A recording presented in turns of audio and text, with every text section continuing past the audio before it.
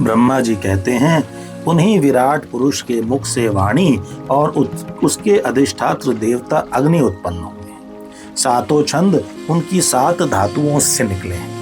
मनुष्यों, पितरों और देवताओं के भोजन करने योग्य अमृतमय अन्न सब प्रकार के रस, रसनेन्द्रिय और उसके अधिष्ठात्र देवता वरुण विराट पुरुष की जीवा से उत्पन्न हुए। उनके नासा छिद्रों से प्राण, अपान, व्यान, उदान और समान, ये 5 प्राण और वायु तथा घ्राणेन्द्रिय से अश्वनी कुमार समस्त औषधियां एवं साधारण तथा विशेष गंध उत्पन्न हुए। उनकी नेत्रेंद्रिय रूप और तेज की तथा नेत्र गोलक स्वर्ग और सूर्य की जन्मभूमि है। समस्त दिशाएं और पवित्र करने वाले तीर्थ कानों से तथा आकाश और शब्द श्रोत्रेंद्रिय से निकले हैं। उनका शरीर संसार की सभी वस्तुओं के सार भाग तथा सौंदर्य का खजाना है। सारे यज्ञ, स्पर्श और वायु उनकी त्वचा से निकले हैं। उनके रोम सभी उद्भिज पदार्थों के जन्म स्थान है, अथवा केवल उन्हीं के जिनसे यज्ञ संपन्न होते हैं। उनके केश, दाढ़ी, मूछ और नखों से मेघ, बिजली, शिला एवं लोहा आदि धातुएं तथा भुजाओं से प्राय संसार की रक्षा करने वाले लोकपाल प्रकट हुए। उनका चलना फिरना, भूग, भुवः, स्वः तीनों लोकों का आश्रय है। उनके चरण कमल प्राप्त की रक्षा करते हैं और भयों को भगा देते हैं तथा समस्त कामनाओं की पूर्ति उन्हीं से होती है। विराट पुरुष का लिंग जल, वीर्य, सृष्टि, मेघ और प्रजापति का आधार है तथा उनकी जननेन्द्रिय मैथुन जनित आनंद का उद्गम है। नारद जी, विराट पुरुष की पायु इंद्रिय यम, मित्र और मल त्याग का तथा बुधाद्वार हिंसा, निवृत्ति, मृत्यु और नरक का उत्पत्ति स्थान है। उनकी पीठ से पराजय, अधर्म और अज्ञान, नाड़ियों से नद नदी और हड्डियों से पर्वतों का निर्माण होगा। उनके उदर में मूल प्रकृति, रस नाम की धातु तथा समुद्र, समस्त प्राणी और उनकी मृत्यु समाई हुई है। उनका हृदय ही मन की जन्मभूमि है। नारद, हम, तुम, धर्म, सनकादि, शंकर, विज्ञान और अंतःकरण सब के सब उनके चित्त के आश्रित हैं। कहाँ तक गिनाएं? मैं, तुम, तुम्हारे बड़े भाई सनकादि, शंकर, देवता, दैत्य, मनुष्य, नाग, पक्षी, मृग, रेंगने वाले जंतु, गंधर्व, अप्सराएं, यक्ष, राक्षस, भूत, प्रेत, सर्प, पशु, पितर, सिद्ध, विद्याधर, चारण, वृक्ष और नाना प्रकार के जीव जो आकाश, जल या स्थल में रहते हैं, ग्रह, नक्षत्र, केतु, उच्छल तारे, बिजली और बादल, ये सब के सब विराट पुरुष ही है। यह संपूर्ण विश्व जो कुछ कभी था, है या होगा, उसको वह घेरे हुए हैं और उसके अंदर यह विश्व उसके केवल 10 अंगुल के परिमाण में ही स्थित है। जैसे सूर्य अपने मंडल को प्रकाशित करते हुए भी बाहर भी प्रकाश फैलाते हैं, वैसे ही पुराण पुरुष परमात्मा भी संपूर्ण विराट विग्रह को प्रकाशित करते हुए ही उसके बाहर भीतर सर्वत्र एक रस प्रकाशित हो रहा है। मुनिवर, जो कुछ मनुष्य की क्रिया और संकल्प से बनता है, उससे वह परे है और अमृत एवं अभय पद मोक्ष का स्वामी है। यही कारण है कि कोई भी उसकी महिमा का पार नहीं पा सकता। संपूर्ण लोक भगवान के एक पाद मात्र, अंश मात्र हैं तथा उनके अंश मात्र लोकों में समस्त प्राणी निवास करते हैं। भूलोक, भुवरलोक और स्वर्ग लोक के ऊपर महरलोक है। उसके भी ऊपर जन, तप और सत्य लोकों में क्रमशः अमृत, क्षेम एवं अभय का नित्य निवास है। जन, तप और सत्य, इन तीनों लोकों में ब्रह्मचारी, वानप्रस्थ एवं सन्यासी निवास करते हैं।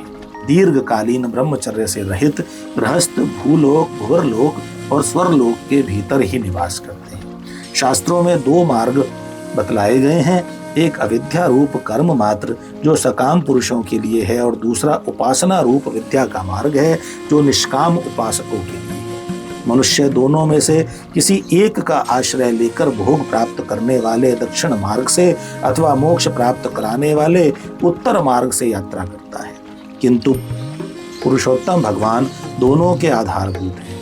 जैसे सूर्य अपनी किरणों से सबको प्रकाशित करते हुए भी सबसे अलग है, वैसे ही जिन परमात्मा से इस अंड की और पंचभूत एकादश इंद्रिय एवं गुणमय विराट की उत्पत्ति हुई है, वे प्रभु भी इन समस्त वस्तुओं के अंदर और उनके रूप में रहते हुए भी उनसे सर्वथा अतीत है।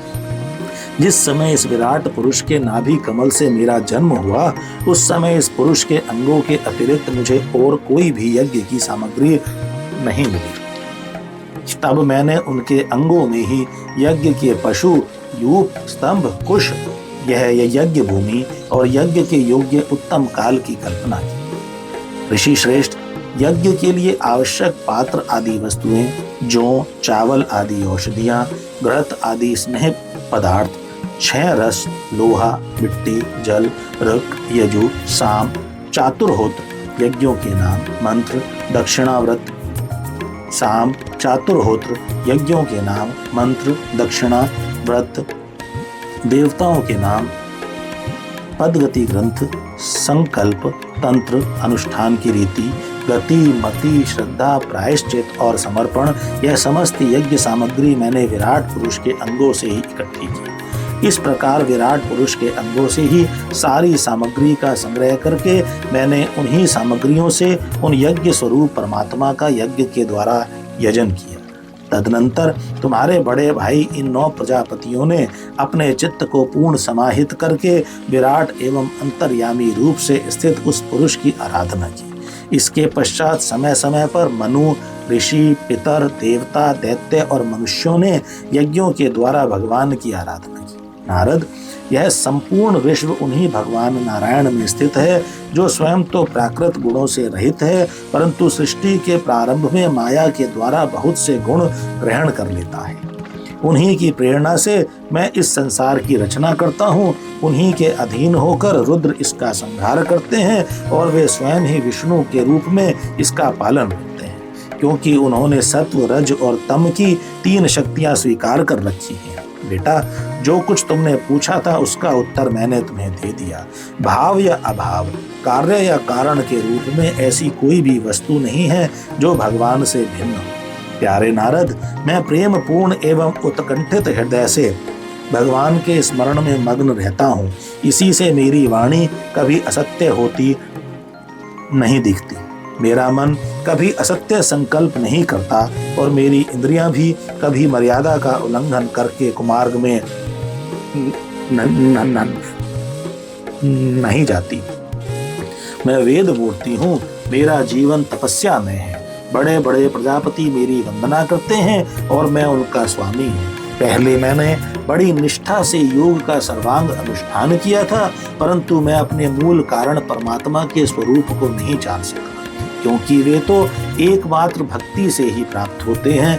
मैं तो परम मंगलमय एवं शरण आए हुए भक्तों को जन्म मृत्यु से छुड़ाने वाले परम कल्याण स्वरूप भगवान के चरणों को ही नमस्कार करता हूँ। उनकी माया की शक्ति अपार है। जैसे आकाश अपने अंत को नहीं जानता, वैसे ही वे भी अपनी महिमा का विस्तार नहीं जानते। ऐसी स्थिति में दूसरे तो उसका पार पा ही कैसे सकते हैं। मैं, मेरे पुत्र, तुम लोग और शंकर जी भी उनके सत्य स्वरूप को नहीं जानते, तब दूसरे देवता तो उन्हें जान ही कैसे सकते हैं। हम सब इस प्रकार मोहित हो रहे हैं कि उनकी माया के द्वारा रचे हुए जगत को भी ठीक ठीक नहीं समझ सकते। अपनी अपनी बुद्धि के अनुसार ही अटकल लगाते हैं। हम लोग केवल जिनके अवतार की लीलाओं का गान ही करते रहते हैं, उनके तत्व को नहीं जानते। उन भगवान के श्री चरणों में मैं नमस्कार करता हूँ। वे अजन्मा एवं पुरुषोत्तम है। प्रत्येक कल्प में वे स्वयं अपने आप में अपने आप की ही सृष्टि करते हैं, रक्षा करते हैं और संहार कर लेते हैं। वे माया के लेश से रहित केवल ज्ञान स्वरूप हैं और अंतरात्मा के रूप में एक रस स्थित हैं। वे तीनों काल में सत्य एवं परिपूर्ण है, न उनका आदि है न अंत। वे तीनों गुणों से रहित, सनातन एवं अद्वितीय हैं। नारद, महात्मा लोग जिस समय अपने अंतःकरण, इंद्रिय और शरीर को शांत कर लेते हैं, उस समय उनका साक्षात्कार करते हैं, परंतु जब असत पुरुषों के द्वारा कुतर्कों का जाल बिछाकर उनको ढक दिया जाता है, तब उनके दर्शन नहीं हो पाते। परमात्मा का पहला अवतार विराट पुरुष है। उसके सिवा काल, स्वभाव, कार्य, कारण, मन, पंचभूत, अहंकार, तीनों गुण, इंद्रियां, ब्रह्मांड, शरीर उसका अभिमानी स्थावर और जंगम जीव है। सब के सब उन अनंत भगवान के ही रूप हैं। मैं शंकर, विष्णु, दक्ष आदि, ये प्रजापति, तुम और तुम्हारे जैसे अन्य भक्तजन, स्वर्ग लोक के रक्षक, पक्षियों के राजा, मनुष्य लोक के राजा, नीचे के लोकों के राजा, गंधर्व, विद्याधर और चारणों के अधिनायक, यक्ष, राक्षस, सांप और नागों के स्वामी, महर्षि, पितृपति, दैत्येंद्र, सिद्धेश्वर, दानवराज और भी प्रेत, पिशाच, भूत, कुष्मांड, जल जंतु, मृग और पक्षियों के स्वामी एवं संसार में और भी जितनी वस्तुएं ऐश्वर्य, तेज, इंद्रिय बल, मनोबल, शरीर बल या क्षमा से युक्त है अथवा जो भी विशेष सौंदर्य, लज्जा, वैभव तथा विभूति से युक्त है एवं जितनी भी वस्तुएं अद्भुत वर्ण वाली, रूपवान या अरूप हैं, वे सब के सब परम तत्व में भगवत रूप ही है। नारद, इनके सिवा परम पुरुष परमात्मा के परम पवित्र एवं प्रधान लीला अवतार भी शास्त्रों में वर्णित हैं। उनका मैं क्रमशः वर्णन करता हूँ। उनके चरित्र सुनने में बड़े मधुर एवं श्रवणेंद्रियों के दोषों को दूर करने वाले हैं। तुम सावधान होकर उनका रस लो।